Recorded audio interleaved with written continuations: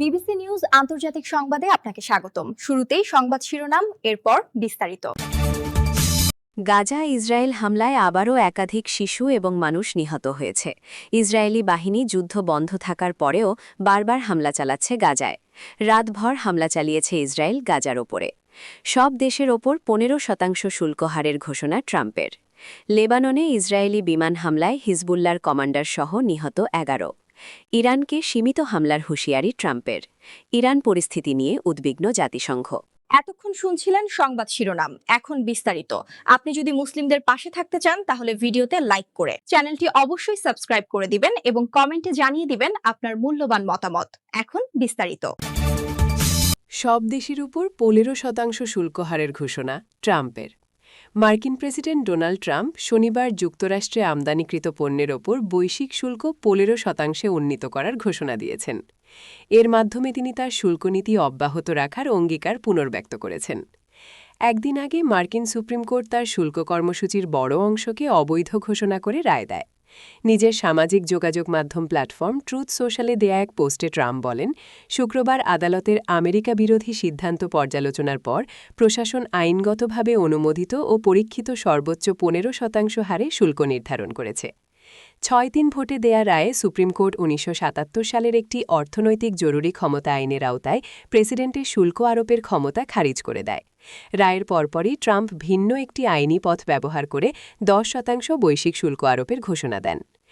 একই সাথে সংখ্যাগরিষ্ঠ মতের সাথে একমত হওয়া রক্ষণশীল বিচারপতিদের বিরুদ্ধে তীব্র ব্যক্তিগত আক্রমণ চালান ট্রাম্প।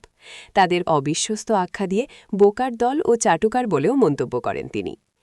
এই রায়কে ট্রাম্পের জন্য বড় রাজনৈতিক ধাক্কা হিসেবে দেখা হচ্ছে, কারণ দ্বিতীয় মেয়াদে ক্ষমতায় ফেরার পর উচ্চ আদালত বেশিরভাগ ক্ষেত্রেই তার পক্ষে অবস্থান নিয়েছিল। ট্রাম্পের স্বাক্ষর অর্থনৈতিক নীতি হিসেবে পরিচিত এই শুল্ক কর্মসূচি বৈশ্বিক বাণিজ্য ব্যবস্থায় অস্থিরতা সৃষ্টি করেছে। শনিবারের নতুন ঘোষণায় আন্তর্জাতিক বাণিজ্যে আরও অনিশ্চয়তা তৈরি হতে পারে বলে ধারণা করা হচ্ছে। গত এক বছরে বিভিন্ন দেশের জন্য নির্ধারিত শুল্ক হার একাধিকবার পরিবর্তন বা বাতিল করেছে ট্রাম্প প্রশাসন। লেবাননে ইসরায়েলি বিমান হামলায় হিজবুল্লার কমান্ডার সহ নিহত 11। লেবাননে ইসরায়েলের একাধিক বিমান হামলায় হিজবুল্লার 3 কমান্ডার ও আরও 8 জন নিহত হয়েছেন। এতে 35 জন আহত হয়েছেন বলে জানিয়েছে লেবাননের নিরাপত্তা সূত্র। শুক্রবার 21 ফেব্রুয়ারি লেবাননের সরকারি ন্যাশনাল নিউজ এজেন্সি এনএনএ প্রাথমিক হতাহতের সংখ্যা প্রকাশ করে জানায়, পূর্ব লেবাননের রিয়াক এলাকায় একটি ভবনে চালানো বিমান হামলায় 10 জনের বেশি নিহত এবং 30 জনের বেশি আহত হয়েছে। পরে জানা যায় নিহতের সংখ্যা বেড়ে 11 জনে দাঁড়িয়েছে এবং আহত হয়েছেন 35 জন। এছাড়া নিখোঁজদের খোঁজে তল্লাশি কার্যক্রম চলছে। নিহতদের মধ্যে হিজবুল্লার 3 কমান্ডার ছিলেন। তারা হলেন হোসেন মোহাম্মদ ইয়াঘি, আলী জেইদ আল মুসাউই ও মোহাম্মদ ইব্রাহিম আল মুসাউই। কমান্ডার হোসেন মোহাম্মদ ইয়াঘির মৃত্যুতে শোক প্রকাশ করে এক বিবৃতিতে হিজবুল্লাহ জানায়, তিনি লেবানন ও এর জনগণের প্রতিরক্ষায় শহীদ হয়েছেন। লেবাননের নিরাপত্তা সূত্র জানিয়েছে, ইসরায়েলি যুদ্ধবিমান হিজবুল্লার অবস্থান সহ পূর্ব লেবাননের বিভিন্ন এলাকায় মোট 6টি বিমান হামলা চালিয়েছে। ইরানকে সীমিত হামলার হুঁশিয়ারি ট্রাম্পের। যুক্তরাষ্ট্রের সাথে পারমাণবিক আলোচনা শেষে আগামী কয়েকদিনের মধ্যেই একটি প্রস্তাবিত চুক্তির খসড়া প্রস্তুত হতে পারে বলে ইরানের শীর্ষ কূটনীতিক জানালেও তেহরানের সীমিত পরিসরে হামলার কথা বিবেচনা করছেন যুক্তরাষ্ট্রের প্রেসিডেন্ট ডোনাল্ড ট্রাম্প। স্থানীয় সময় শুক্রবার 20 ফেব্রুয়ারি এক সাংবাদিকের প্রশ্নের উত্তরে ট্রাম্প নিজেই হামলার বিষয়ে জানিয়েছেন। তিনি বলেন, বলতে পারেন আমি বিষয়টি হামলা বিবেচনা করছি। কয়েক ঘণ্টা পর তিনি আরও বলেন, ইরানকে একটি ন্যায্য চুক্তি নিয়ে আলোচনায় বসতে হবে। এর আগে ইরানের পররাষ্ট্রমন্ত্রী আব্বাস আরাগাচি এক টেলিভিশন সাক্ষাৎকারে জানান, তার দেশ আগামী 2 থেকে 3 দিনের মধ্যে একটি খসড়া চুক্তি চূড়ান্ত করে ওয়াশিংটনে পাঠানোর পরিকল্পনা করছে। আরাগাচি এমএসএনবিসির মর্নিং জোয়ের এক অনুষ্ঠানে বলেন, এই চুক্তি করতে বেশি সময় লাগবে না, হয়তো 1 সপ্তাহের মধ্যেই আমরা চুক্তির মূল বিষয় নিয়ে বাস্তব ও গুরুতর আলোচনা শুরু করতে পারব এবং একটি সিদ্ধান্তেও পৌঁছাতে পারব। এসব ঘটনাকে কেন্দ্র করে দীর্ঘদিনের প্রতিদ্বন্দ্বী 2 দেশের মধ্যে উত্তেজনা বেড়ে চলছে। ট্রাম্প প্রশাসন ইরানের কাছ থেকে চুক্তি সংক্রান্ত দাবি আদায়ে চাপ বাড়িয়েছে এবং মধ্যপ্রাচ্যে কয়েক দশকের মধ্যে সবচেয়ে বড় মার্কিন সামরিক উপস্থিতি গড়ে তুলেছে। এখনও আরও যুদ্ধজাহাজও বিমান পাঠাচ্ছে দেশটি।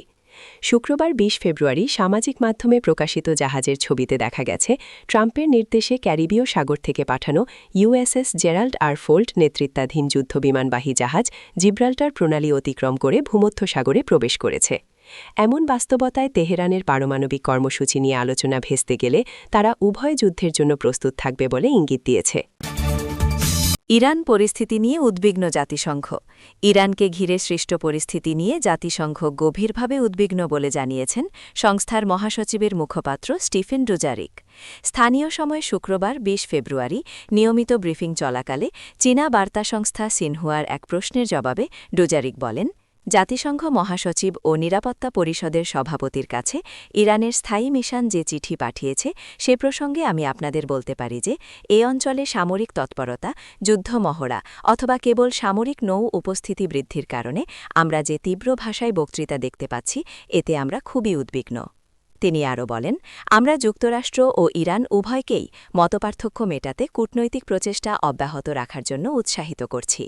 চিঠিতে জাতিসংঘে ইরানের রাষ্ট্রদূত আমির সাইদ ইরাওয়ানি জানিয়েছেন, যে কোনো সামরিক আগ্রাসনের জবাবে দেশটি দৃঢ় ও সমানুপাতিক প্রতিক্রিয়া জানাবে এবং জাতিসংঘ সনদের অধীনে আত্মরক্ষার অধিকার প্রয়োগ করবে। তিনি নিরাপত্তা পরিষদ ও জাতিসংঘ মহাসচিবকে খুব দেরি হয়ে যাওয়ার আগেই পদক্ষেপ নেয়ার আহ্বান জানান। ডুজারিকের মতে, ইরানের স্থায়ী মিশনের অনুরোধ অনুযায়ী চিঠিটি জাতিসংঘের নিরাপত্তা পরিষদ ও সাধারণ পরিষদ উভয়ের কাছেই পাঠানো হয়েছে।